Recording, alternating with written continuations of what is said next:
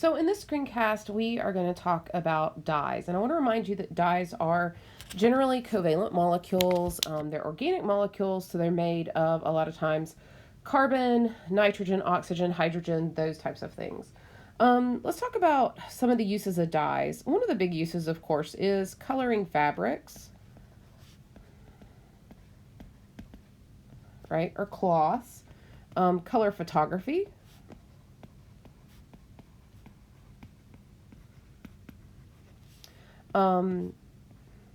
biological or biology stains, right? A lot of times they're used in pharmaceuticals.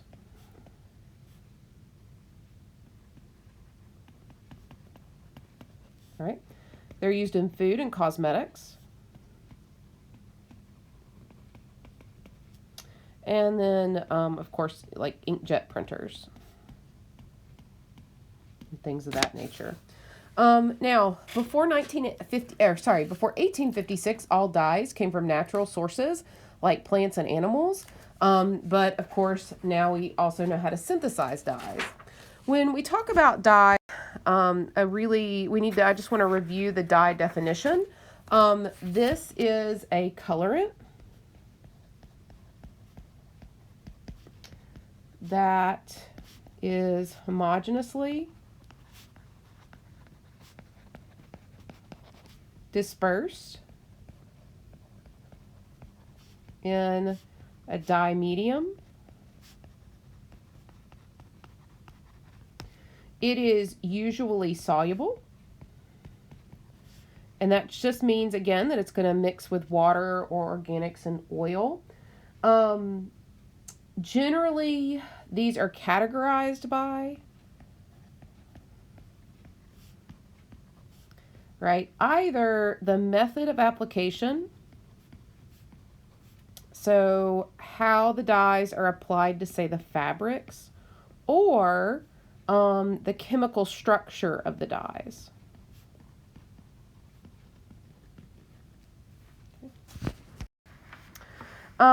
When we look at historically, archaeological finds indicate that dyes from natural sources have been used to color textiles for at least 6,000 years. Dyeing became an established craft in India, China, and South America between about 4,000 and 3,000 BC. And so you can see this in some of the textiles that have survived. This is a carpet from Siberia that's the 5th century BC. This is a Peruvian textile from about 600 to 200 BC. Indigo dyed garments from Thebes, which is ancient Egypt, were found around 2500 BC. And then when King Tut's tomb was discovered, they found a madder root dyed belt in 1352, from 1352 BC. Now, when we talk about dyes and color, there are some color centers in organic dyes. These color centers a lot of times are called chromophores. Chromophore, just when we talk about that, right, it means color bearer, right? And it's just the structural part of the colored molecule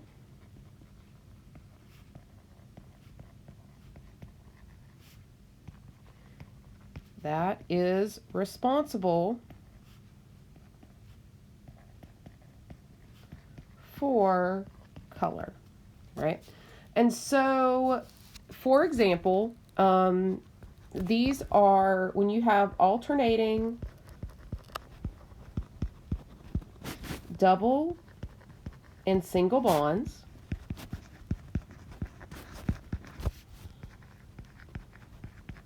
right?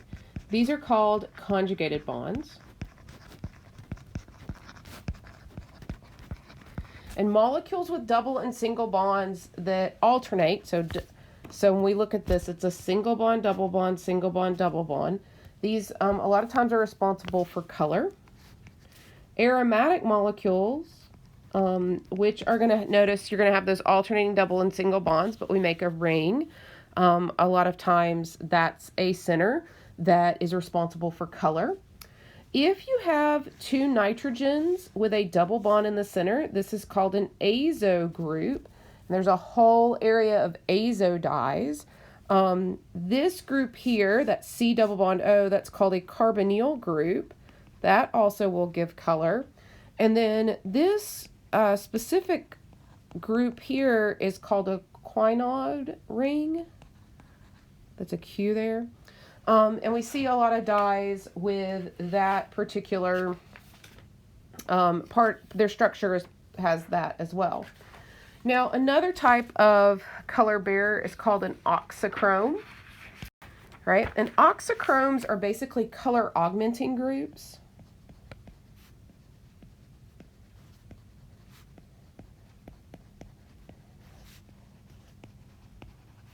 Right? These are functional groups with electrons.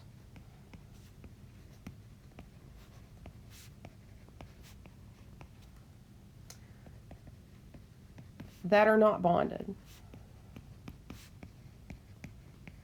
Right? So if they're not bonded, a lot of times they're called lone pairs. And these strengthen or deepen the color. Right? And so examples of this are some of the functional groups we've already learned, like an amine, which is an NH2 group. That nitrogen has lone pairs. An alcohol group has two lone pairs. Right? An ester group, for example,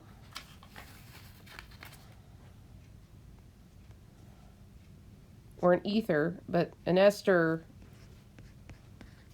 let's go there, also has some lone pairs as well. So these are all examples of things that can be auxochromes, but basically you're looking for lone pairs of electrons on functional groups, and these are going to deepen the color. Now, I want to talk to you about a few dyes that we find. So the first dye is Tyrian purple. This is also known as royal purple. This molecule here, which is 6,6-dibromo indigo, is the molecule that gives it its color. These were originally, this color was originally obtained from snails, and it generally took about 250,000 snails to make 0.5 ounces of dye, and that would be enough to dye one toga, right? So it was very expensive. If you are, so if you're familiar with the Bible and you look at Acts 16:14, it talks about Lydia, who was a very wealthy woman, and she was a purple cloth dyer, and so she was probably making the Tyrian purple from the snails. And so how you made this is you would kill the snails, right? And you would soak those snails in stale urine mixed with wood ash and water. And so it was very fragrant. It was so fragrant that they did all of this like outside the city walls. And so that's one of the big things. Sorry, let me reset a little bit. So it stank really bad, but it was also a status symbol in Roman and Greek culture. The Roman Emperor Nero, right, he decreed only he could wear it. Other emperors did different things. They charged more for the purple because they wanted to make money off of it. The idiomatic expression "born to purple" comes from this, where only really wealthy people could afford it. So you were really wealthy if you could afford this purple color. Now, one of the things that's interesting is if you look at things that have been dyed with the Trutirian, they look a lot of different colors. They look rose, they look blue-red, they look deep crimson, right? They can even look bright pink. And what's happening here is when you use a dye, you also need a mordant. So a mordant is a substance that basically makes the dye stick.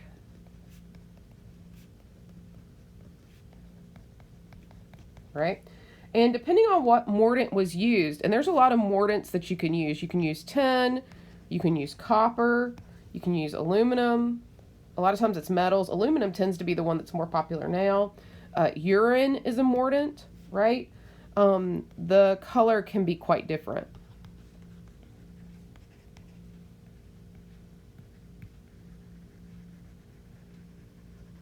So that's why you're going to see historically people talk about Tyrian purple and it be different colors. So we can get these dyes from animals. It turns out also get the dyes from plants. And so I love this imagery because it shows us kind of the different things that we can get dyes from.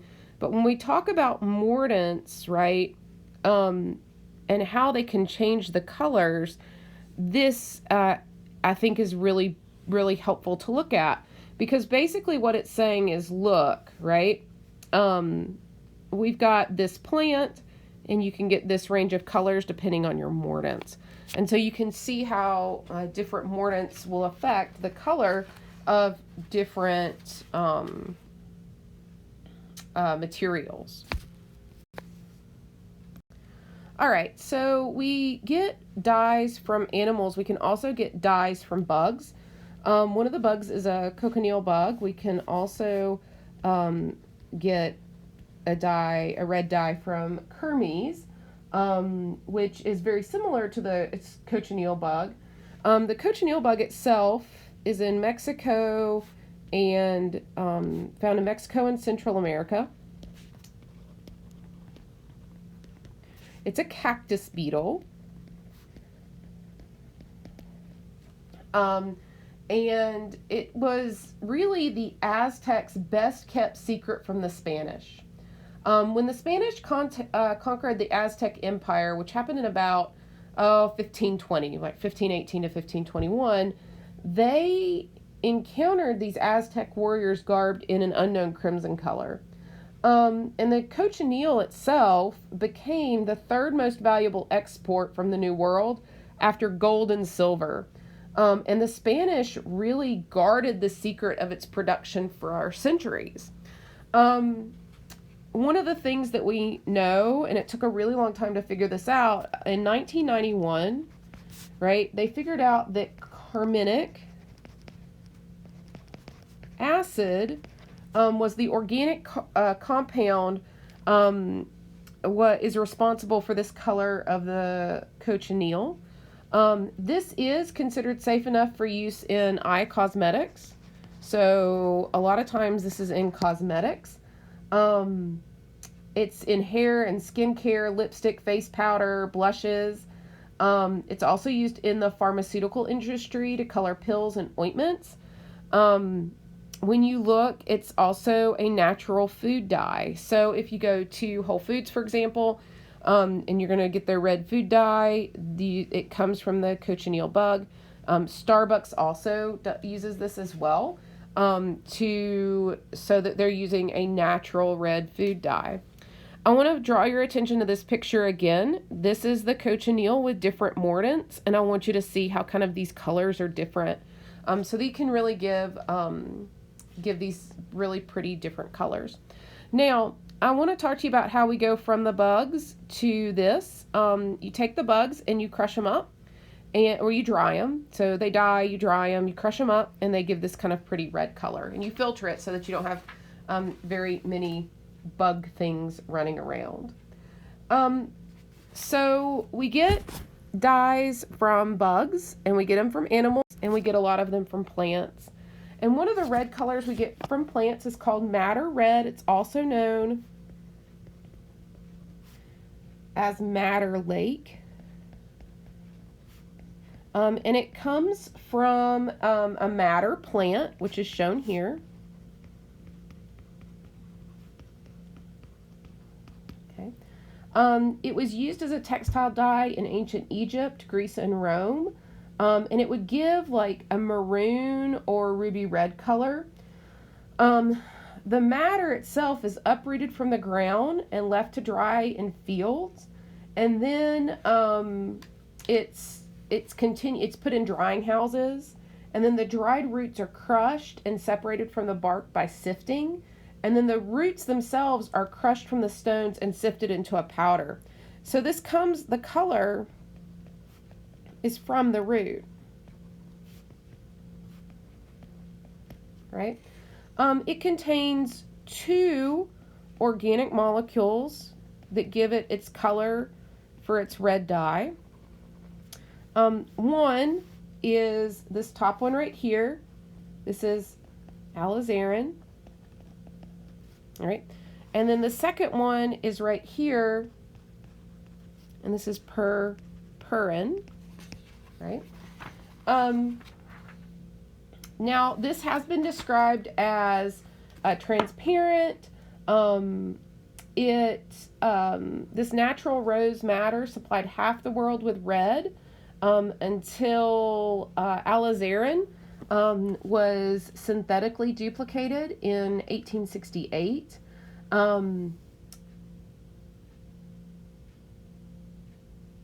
And so when this was able to be synthesized, so there was a synthetic version in 1868, it quickly replaced all of the madder-based colorants in use. So like, for example, the British Army redcoats, right? They were all dyed with madder red, okay? And so this was also a lot of times known as turkey red, right? And so once they were able to figure out how to make it synthetically, they stopped using the plants just because it was easier to make synthetically. By and far note, though, it's now been replaced with a more light resistance pigment called, and I'm not exactly sure how to pronounce this, which is unfortunate, quinacridone, right? And so that replaced alizarin in 1958, right? It was made by DuPont. So that's kind of the progression of the reds that we see, is that the Kermes or the cochineal bugs, and then the madder red was really used, and then we got into a synthetic version of alizarin, and then the quinacridone was the next one that was used. Indigo is another synthetic dye that comes from plants. The indigo plant itself is crushed and is put in a urine to reduce it. We made this in lab, and it goes through an oxidation reduction reaction to go from this yellow color to this blue color here. In 1917, right, Mahatma Gandhi first act of civil disobedience was in support of the indigo peasants of the northern Bihar region, because they were up to their waist in indigo and urine, making indigo that was used for blue jeans, right? So indigo is used for blue jeans. It was also historically used to dye sailors' clothes.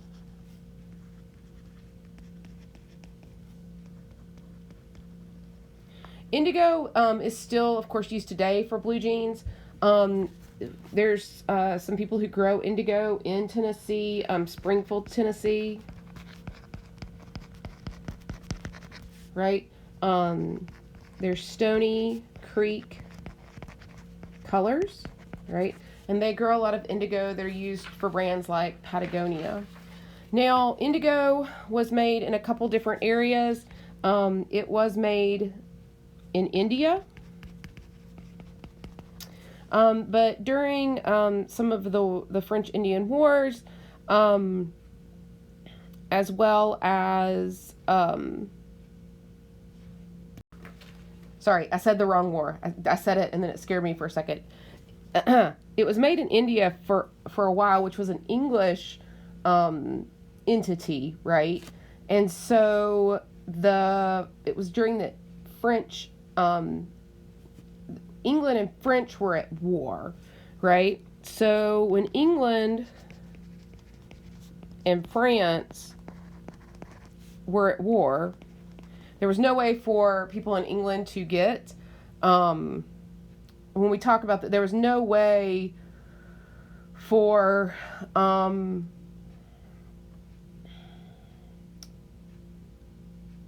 the export of, like, the British needed a different way to get the indigo. And so what happened is it started to be produced in South Carolina as a cash crop. And that, of course, has a really interesting story, and we'll talk about it more in lab. But the success, unfortunately, didn't last for very long. The British lost America in 1783. And so when they kind of concluded their relationship with America, they really focused on India's indigo production and making that viable. So that's what we kind of see there. Another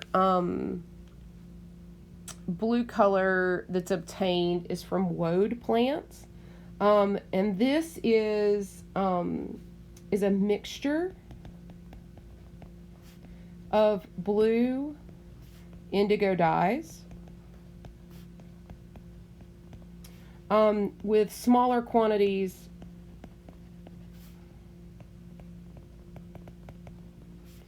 of other dyes mixed in. So it's not quite as vibrant as indigo. This is an example. I have an example of woad here. The woad vat process is made in a really similar way to indigo.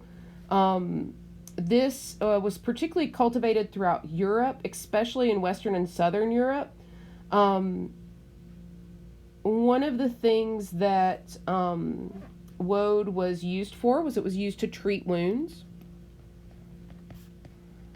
And so a lot of times people would paint themselves with woad dye going into battle. That's kind of what you see here when you talk about, like, William Wallace, right? They were giving a nod to the woad there. So those are some natural dyes. I want us to talk a little bit about synthetic dyes. The first synthetic dye was made by William Perkin in 1856. And it was called mauve or mauvine.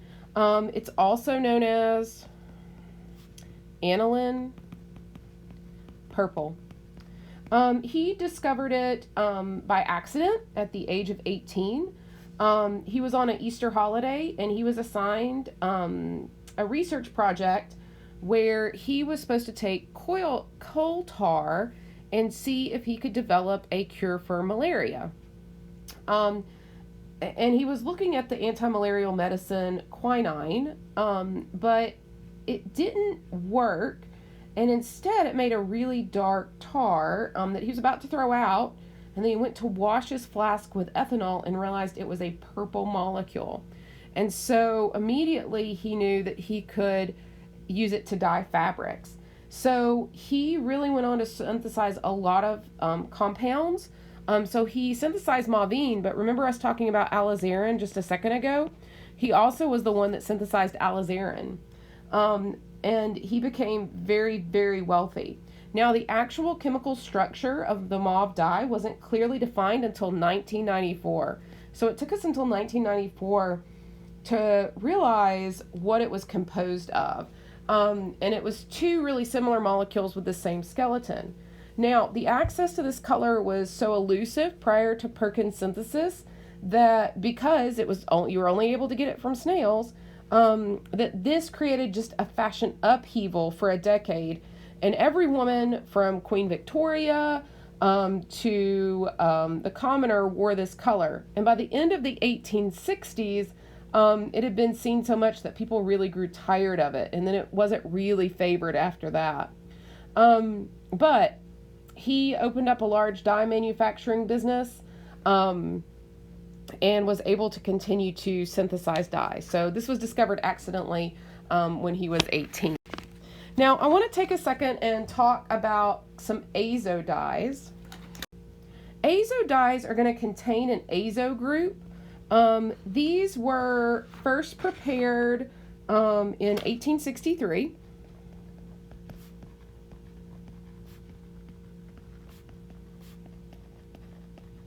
Right, and they have the widest range color of all the dyes. They are also very light fast and include reds to blues. Methyl orange is shown here, and that is also an AZO dye. And again, those AZO groups have that nitrogen-nitrogen double bond. That's the functional group. So orange 2 is an AZO dye, right? And I want to point out some things here.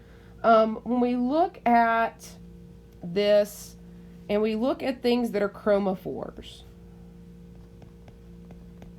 you can see the orange 2 here. Here's the structure of orange 2. This here is a chromophore. This is a chromophore. These are chromophores. So the nitrogen-nitrogen double bond, that azo functional group, as well as the rings with our alternating single and double bonds, are chromophores. Now, we also have AUXOCHROMES. I don't love that color. No. Let's go with that one. Okay, we also have AUXOCHROMES. Right? And these AUXOCHROMES are things that are going to have electrons. So whenever you have an oxygen, you're going to see electrons. And so these two also contribute to the color. Now, I bring this up because some really common dyes that we have, are these AZO dyes, are F, D, and C food colors. So a lot of the F, D, and C food colors are AZO dyes. You can see here there's yellow number 6, which has that AZO group as well. And then we have Allura red, which is red number 40, that is also an AZO dye as well. There are only 7 dyes that are approved to be food dyes, and many of them do have these nitrogen-nitrogen functional groups in our AZO dyes.